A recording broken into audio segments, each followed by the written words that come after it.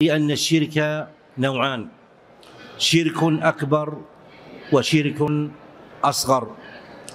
فالشرك الأكبر أن يصرف نوعا من أنواع العبادة لغير الله، كأن يدعو غير الله أو يستغيث به أو ينذر له أو يذبح له أو نحو ذلك، فهذا شرك أكبر مخرج من الملة كما يأتي.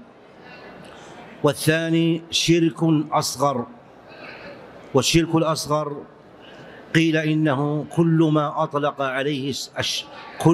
أطلق عليه الشارع اسم الشرك إلا أنه لا يخرج من الملة، وقيل كل ما يكون وسيلة إلى الشرك الأكبر كيسير الرياء والحلف بغير الله.